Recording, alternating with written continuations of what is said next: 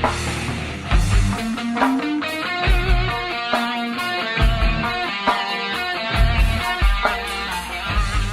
up? Allen Baltzer, lead guitar player for Fall of Empire.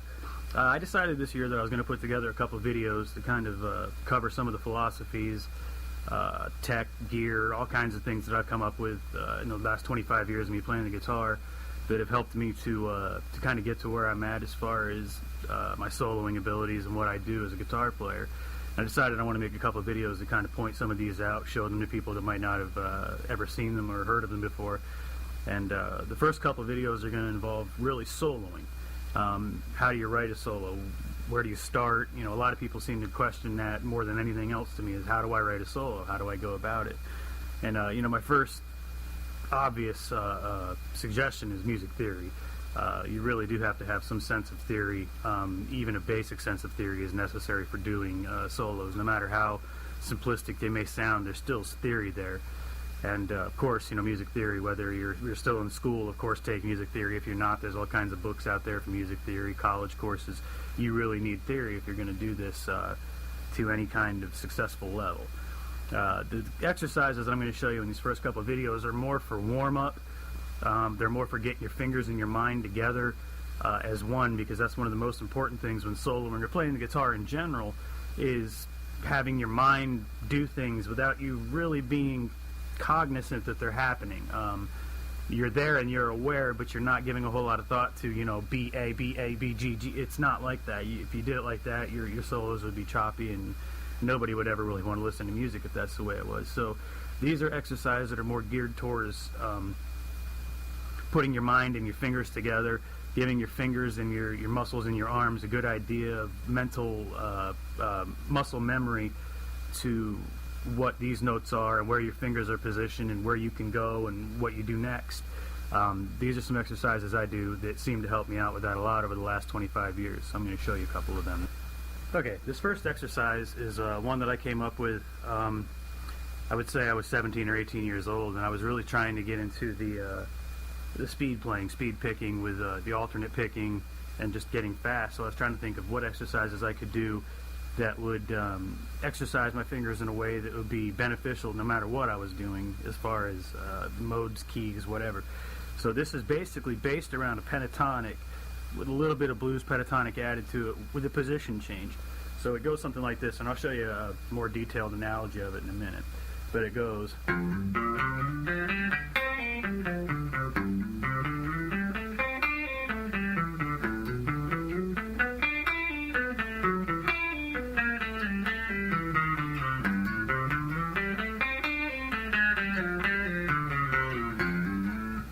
Now, if you do it right, you'll end up right back to where you began, and you can run this in a circle over and over again, you know, with a metronome at different speeds, at different positions. You could do it in 3/4 time to make it waltzy.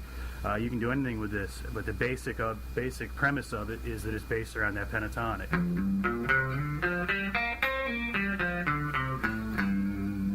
So all your movements, not all, most of your movements are going to be basically from one dot to the next, a whole step. By adding this whole step the whole way up, even here, whole step, whole step, whole step, whole step. So you're doing all these whole steps, and what you're actually doing also is you're moving your position from, which is important for any soloing. Every time you do a solo, you want to be able to move that position, and this is one of those exercises that does that. And it also has the transition with the blues scale, the down part.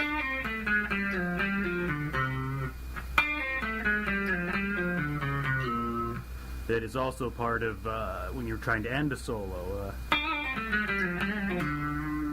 You know, doing that little bluesy change kind of adds a little bit of a bluesy element, obviously, to the solo, and it gives you a little bit of that old school kind of feel when you're trying to end a solo. So we're getting a little more detailed into this run now. Alright, for terms of these videos, I'm going to be speaking mainly in very, very basic terms. Tablature seems to be the easiest way for me to get the point across to all guitar players. Even basic players understand tablature, and more of your advanced players, we've all been there, but we read tablature, we started off with tablature, so that's the easiest way, I think, to actually vocalize what I'm trying to say. meaning for those that don't know what tablature is, I'm going to say that this is fret 1, this is fret 3, this is fret 5, obviously being 1, 2, 3, 4, 5, 6, up the fretboard. So for this exercise, we're going to start on fret 1 on your low E string with a whole step, meaning we're going to skip this fret in the middle and we're going to just do a whole step from 1 to 3. Now we're going to move down a string and do the same maneuver. Now here we add a slide, but it's still just a whole step. And we're going to slide that up to the 5 position. And then we're going to do more whole steps, staying within the same position. And then back down, staying in the same position. So the whole pattern would sound something like this.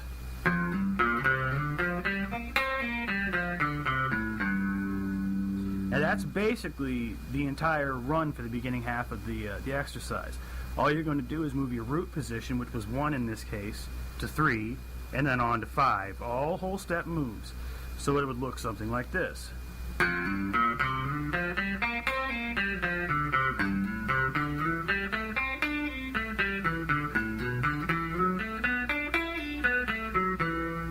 So that's the first half of the progression.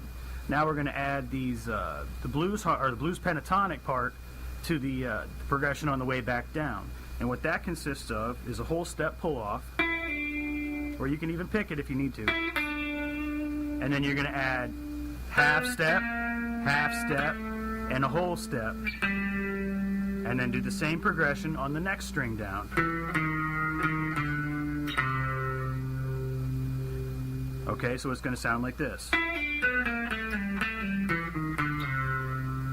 Which you can hear is kind of bluesy, blues pentatonic. Now at this point we're going to add another position change, which is going to go from 3 to 5. And that's just to get us back into position to do another blues rundown, which is going to start on 7. And if you've done everything right, you'll end up back at the start to circle it all over again. So the entire progression would sound something like this.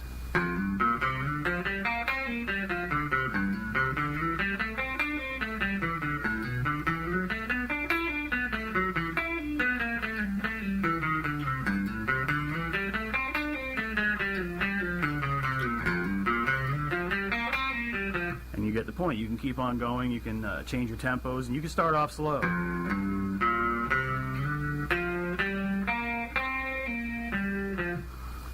Really the key to this is, in this case, it kind of is perfection. You really kind of want to hit all those notes right, because if you mess up any part of it, you won't end up back at 1, and it'll be obvious that at some point you didn't hold the progression together right.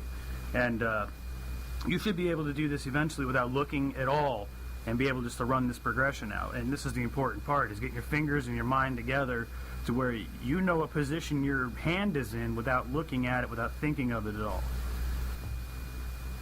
Now, another important part to doing this exercise is to make sure that you're doing what is called alternative picking, or alternate picking, which means you're not only picking down, but you're also picking up. So for each note, you're going to alternate between down, up, down, up, down, up, down, up. When you do that, what it does is it basically makes it so you're not wasting any movement that's not being put towards playing the guitar, playing a string. You know, fast picking, slow picking, it has to do everything with alternate picking. Because you can pick a 3-note run,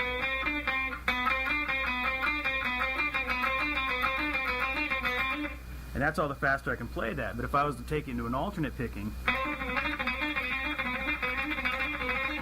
obviously that there's less wasted movement, and I'm making the guitar work for me without working any harder. I'm just making the same. My hand isn't moving any more by alternately picking than it is just by picking down. And this is probably in the top 5 things I see amateur guitar players do that is just one of those duh things that you, once you come across it, you think, how did I ever not do that? How did I ever play without doing alternate picking? So when you're doing this exercise, you want to be picking with an alternate picking style.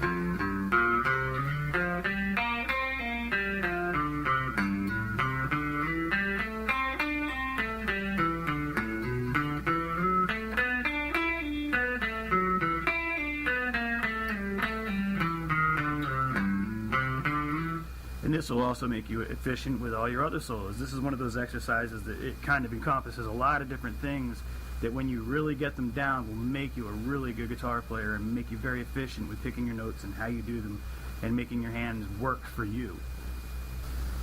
Now I realize that there's a lot of information that kind of went out there real quick, and I'm trying to just kind of give you the basic idea of what the exercise is about. It's going to take some practice. You're not going to get it right away.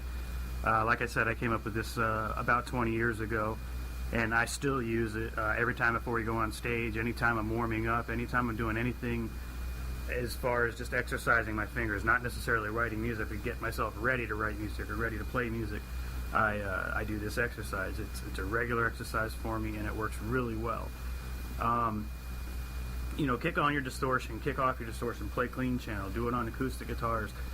You really want to spread yourself as far across the board as you can, because the more you play different types of guitars, especially acoustic, I think practice on an acoustic is beneficial because the strings are a little bit more tight. They're a little bit more under more tension. They are a little harder to play than the electric guitar. So when you go to the electric, it's kind of like it got easier because everything is a little bit lighter, a little bit easier. But in the end, if you do all these exercises, and I realize I only gave you one, we're going to do some more here in future videos. I'm going to show you some more legato techniques, arpeggio techniques. But this is really just the basic, the one exercise I can almost do anytime that I know is beneficial for me. I feel that it's actually doing something for me. And at the end, my finger positioning and my ability to see my fingers without looking at them got tenfold better within a few weeks of running this exercise. So I really, really believe in this exercise, and if you really practice it, I promise you, you'll see a guaranteed increase in your ability to play the guitar without looking, to play solos, to play single string and alternate picking. It really is a beneficial exercise. So in the next videos, we're going to cover a couple more legato techniques, arpeggio techniques, but I think I got this first video as a good start, and we'll see you in future videos. If you have any questions, feel free to please email me, comment. Let me know what you want to see, what you don't want to see, what did help, what didn't help. I'm trying to do these videos to kind of help other beginning guitar players, other guitar players, my friends that have asked a lot of questions. Try to cover a lot of those questions in a way that everybody can benefit from. So I really want some feedback. I want, as much as I can. If you found this to be beneficial, please subscribe above. There'll be more videos coming. And we'll talk to you soon. Again, Allen Baltzer, Fall of Empire, fallofempire.info if you want to hear more of our music. AllenBaltzermusic.com if you want to hear more of my instrumental stuff or learn more about me. And that's all. We'll see you next time.